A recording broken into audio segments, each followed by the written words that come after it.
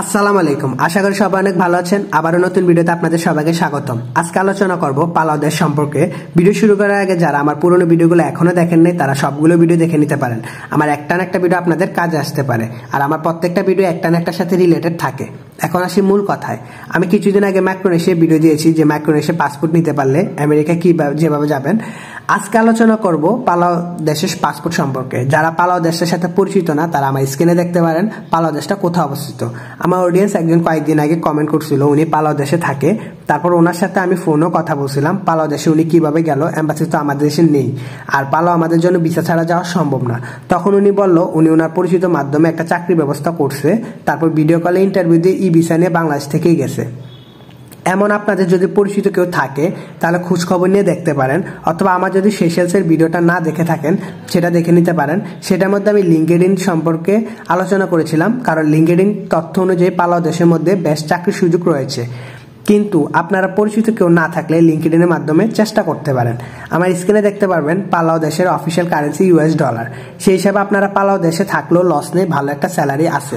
অথবা যদি কারো পরিচিত থাকে পালাও দেশে এবং ট্রাভেল হিস্ট্রি আছে মোটামুটি, তাহলে বাংলাদেশ থেকে আপনি পালাও এম্বাসিতে মেইল করতে পারেন। এশিয়ার মধ্যে যতগুলো পালাও এম্বাসি আছে আমার স্ক্রিনে দেখতে পারেন। আর আপনার কাছে যদি ইন্ডিয়া এবং ফিলিপাইনে ভিসা থাকে তাহলে আপনি আমার স্ক্রিনে দেওয়া দুইটা ইমেলে মেইল করতে পারেন। একটা হচ্ছে পালাও এম্বাসি যেটা ফিলিপাইনের মধ্যে রয়েছে, আর একটা হচ্ছে ইন্ডিয়া।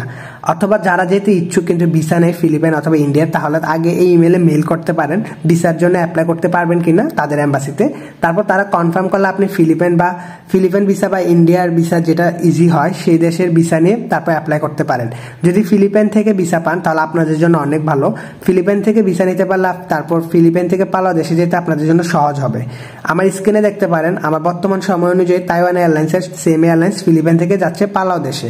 যদি আপনারা সময় অনুযায়ী যদি ডেট না পান তাহলে জোর বেজোর ডেট দিয়ে আপনারা দেখে নিতে পারেন সেম ফ্লাইটটা। আমি আজকের এই ভিডিওটা পালাও নিয়ে কেন বানালাম এটাও সামনে আরো বিস্তারিত বলবো অন্য ভিডিওতে। এখন কথা হচ্ছে পালাও কি সিটিজেনশিপ দেয় কিনা। পালাও সিটিজেনশিপ দেয় না, তবে যারা ওইদিকে আছে বা যাদের শুধু কাজের উদ্দেশ্য তারা আরো স্টাডি করতে পারেন। তবে ভবিষ্যতে তাদের রুলস পরিবর্তনও হতে পারে, বলা যায় না। হয়তো ভবিষ্যৎ সিটিজেনশিপ দিতে পারে, আবার হয়তো এই রুলসে থাকতে পারে। যারা অনেক দেশ ভ্রমণ করে ব্যর্থ, কোথাও যেতে পারছেন না, তাদের পরিচিত কেউ থাকলে লিঙ্কডইন দিয়ে চেষ্টা করতে পারেন। আমি অনেক স্টাডি করার পর পালাও দেশ সম্পর্কে যা দেখলাম, এক এক প্লেসে দেখতেছি পিআর দিয়ে শুধু পাসপোর্ট দেয় না, আবার এক এক প্লেসে দেখতেছি পিআর দেয় না। তবে আমি এটাই বলবো আরো স্টাডি আপনারাও করতে পারেন। আমার এই ভিডিওটা বানানো কারণ আমি এই টপিকে আরো সামনে কিছু ইনফরমেশন দিব, তখন এগুলো বুঝতে পারবেন। পালাও দেশের নাগরিক অর্থাৎ যাদের পাসপোর্ট আছে পালাও তারা ইউরোপ সহ আমেরিকা যেতে পারবেন, ল্যাটিনের সব দেশে যাওয়া যায়। কিন্তু স্পেশালি ভিডিওটা ইনফরমেশন তাদের জন্য যারা চাকরি করতে চাচ্ছেন, ভালো একটা দেশ পাচ্ছেন না, সেই হিসাবে যদি আপনি এভাবে ম্যানেজ করতে পারেন তাহলে যেতে পারেন। এবং পরিচিত কেউ থাকলে ভেরিফাই করে নেবেন ট্যুরিস্ট থেকে রেসিডেন্ট পারমিট করতে পারবেন কিনা। যারা চ্যানেল নতুন আসছেন সাবস্ক্রাইব করে অপেক্ষা করেন, সামনে আরো অনেক ইনফরমেশন দিব। তো আজকের আপনাদের পালাও দেশের দুইটা এম্বাসি ইমেল দিছি এবং এশিয়াতে কোথায় কোথায় এম্বাসি আছে সব দেখাইছি, এবং কিভাবে ফ্লাইট করলে ইজি হয় সেটাও বুঝাইছি। কেউ পরিচিত না থাকলে লিঙ্কডইনের ব্যাপারে বললাম, আর ওই সেশেলসের ভিডিওটা মাস দেখে নেবেন।